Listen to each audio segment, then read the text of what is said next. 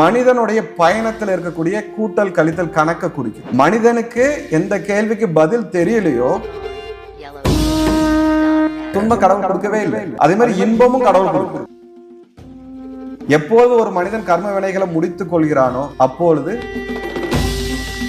எல்லாத்துக்கும் காரணம் கர்மா. இந்த பிறப்பு காரணம் கர்மா, நீ துன்பப்படுறது காரணம் கர்மா, உனக்கு சந்தோஷம் வந்தா மட்டும்தான் இந்த கர்மா சொல்ல மாட்டாங்க. மிச்சம் எந்த தப்பு நடந்தாலும் கர்மா கர்மான்றாங்க. இந்த கர்மானா என்ன சாமி? கர்மானா என்ன? நல்ல பெரிய கேள்வி இது. நீங்க என்னன்னு கேட்டீங்கன்னா ரொம்ப சுலபமா கேட்டுட்டீங்க. இந்த கர்மானா என்ன? ஏன்னா இந்த கர்மா இப்ப எங்கேயாவது ஒரு இடத்துல ஒரு அசம்பாவிதம் நடந்துட்டாலும் அவங்க உடனடியா கர்மாவால தான் நடந்தது. ஆனா அசம்பாவிதம் நடக்கும் போதெல்லாம் கர்மாவால நடந்ததுன்னு சொல்லுவாங்க. ஆனா சந்தோஷம் நடக்கிறது எந்த இடத்துலயுமே பாத்தீங்கன்னா கடவுளால நடந்தது அப்படின்பாங்க. இல்ல நான் பண்ணேன் அதனால கிடைச்சது, நான் பண்ணேன் கிடைச்சது அப்படின்னு சொல்லுவாங்க. அப்போ இங்க கர்மாங்கிறது எல்லாரும் என்ன நினைச்சிட்டு இருக்காங்கன்னா கெட்டது நடக்கிறது மட்டும்தான் கர்மா. கஷ்டத்துக்கு காரணம் கர்மா. கர்மா நல்லது நடந்தா அங்க கடவுள் வந்துடுறாரு, நான் வந்துடுறாங்க. அப்ப இங்க கர்மாங்கிற ஒரு வார்த்தை இருக்கு பாத்தீங்களா, அது எதற்காக பயன்படுது? இப்ப நீங்க கர்மாவோட பொருள் என்னன்னு நம்ம தேட போனீங்கன்னா அதுக்கு நிறைய விளக்கங்கள் வேதங்கள்ல இருக்கு, இல்லைன்னா நிறைய மகான்கள் கொடுத்துருக்காங்க. நம்ம அந்த விளக்கங்களுக்குள்ள போகாம இந்த கர்மாங்கிற வார்த்தை எதற்கெல்லாம் பயன்படுத்துறாங்கன்னு நம்ம புரிந்துக்கிட்டாலே அந்த கர்மானா என்னன்னு நமக்கு தெரியும்.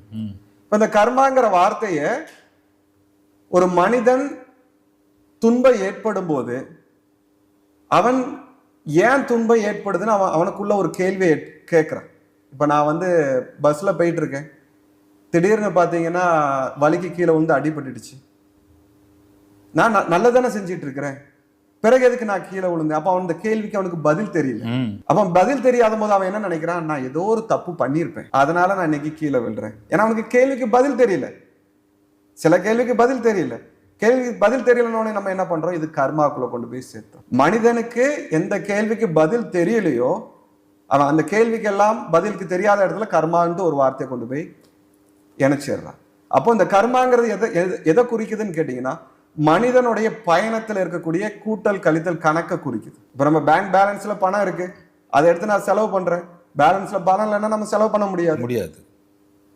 அதே போன்று ஆன்மீகத்துல சில கேள்விக்கு பதில் தெரியாதுங்க போது கர்மாங்கிற வார்த்தையை பயன்படுத்துறாங்க. அந்த கர்மாங்கிற வார்த்தை நம்மளுடைய பேங்க் பேலன்ஸ் மாதிரி பல பிறவிகளுடைய கணக்கு வழக்கு.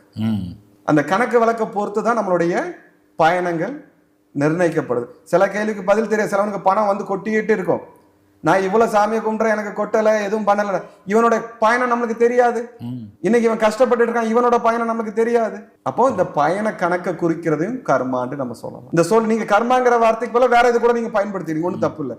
ஆனா நம்மளுடைய முன்னோர்கள் நிறைய ரிசர்ச் பண்ணி பார்த்துட்டு இதுக்கு ஒரு பேர் வைப்போன்னு கர்மான்னு ஒரு பேர் வச்சு. கேள்விக்கு பதில் தெரியல, 10 மாசம் சுமந்த பிள்ளைய சீராட்டி பாலூட்டியும் வளர்த்தேன், 15-16 வயசு வரைக்கும் இளைஞனா இருக்கான், திடீர்னு பார்த்தா ஆக்சிடென்ட்ல செத்து போயிட்டான். அந்த தாய்க்கு பதில் தெரியல, அந்த தகப்பனுக்கு பதில் தெரியல, நான் வளர்த்த பையன். அப்ப நம்ம ஞானிகள் குருகள் என்ன சொல்றாங்க, இது கர்மா. என்ன கர்மான்னு சொல்றாங்க, அந்த பையன் இறந்து போனோன்னா அவனுடைய ஆத்மா பயணத்தை வச்சு ஒரு கணக்கு இருக்கு. இந்த தாயின் தகப்பனும் பல பிறவிகள் பிறந்து வளர்ந்துருக்காங்கல்ல, இவங்களுடைய கர்மா இருக்கு.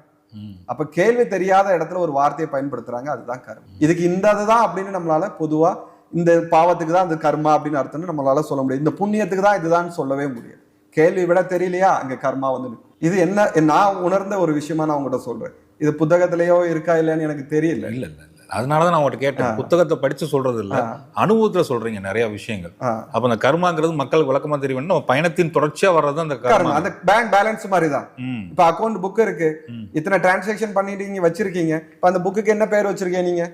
Balance sheet something else. இப்ப மனிதனோட யாத்திரையோட பயணத்துக்கு அதுக்கு பேர் என்ன? அது தெரியல. ஓப்பனிங் பேலன்ஸ் மட்டும் நமக்கு தெரியுது, க்ளோசிங் பேலன்ஸ் எங்கன்னு தெரியாது. சோ இதுதான் கண்ணுக்கு தெரியாம சூட்சமா நம்மளுடைய யாத்திரையில பயணம் செஞ்சுட்டு இருக்கக்கூடிய விஷயத்துக்கு கர்மா. அது எங்கேயோ மேல இருந்து வருது, கீழே இருந்து வருது, பூலோகத்துல இருந்து வருது, கடவுள்கிட்ட இருந்து பனிஷ்மெண்ட் கொடுக்குறாங்கலாம் கிடையாது. நம்ம ஆத்மாவோடய அது தொடர்ந்து பயணம் செஞ்சுட்டு இருக்கு. இல்ல இப்ப நிறைய பேர் இந்த துன்பத்தை ஏன் கடவுள் எனக்கு கொடுத்தாருன்னு தானே கேட்கறாங்க. துன்பம் கடவுள் கொடுக்கவே இல்லை. அதே மாதிரி இன்பமும் கடவுள் கொடுக்கல. துன்பம் எப்படி கடவுள் கொடுப்பாரு? கடவுள் என்ன மேல இருந்து உங்களுக்கு ஒரு வெளிச்சத்தை அனுப்பி, காலண்டர்ல இருக்கக்கூடிய வெளிச்சத்தை அனுப்பி இன்னைக்கே உங்களை சரிப்படுத்துற மாதிரி இருக்கக்கூடியதா கடவுள்?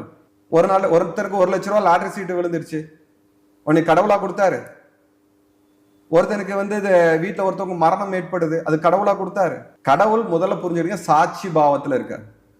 சாட்சி பாவம்னா சாட்சி பவனை கவனிச்சிட்டு இருக்காரு, பார்த்துட்டு இருக்காரு, பார்த்துட்டு இருக்காரு, எல்லா விஷயத்தையும் வாட்ச் பண்ணிட்டு வாட்ச் பண்ணிட்டு இருக்காரு, எல்லா உயிருக்குள்ள இருந்து வாட்ச் பண்ணிட்டு இருக்காரு. என்னொன்னு புரிஞ்சுக்கிடுங்க, வாட்ச் பண்ணிட்டு இருக்காருன்னா எங்கேயோ மேல இருந்து சூரியன் மாதிரி ஒரு சக்தியை வச்சு உங்களெல்லாம் ஸ்கேன் பண்ணிட்டு இருக்கு, இல்லைன்னா பிக் பாஸ் மாதிரி வாட்ச் பண்ணிட்டு இருக்காருன்னு நினைக்காதீங்க.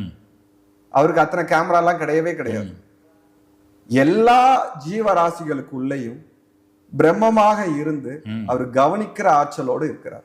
நீங்க எனக்கு துன்பம் ஏற்படுதுன்னு நினைச்சு எனக்குன்னு நினைச்சா எனக்கு இல்ல, என் ஆத்மா தான் பெறுதுன்னு நினைச்சா.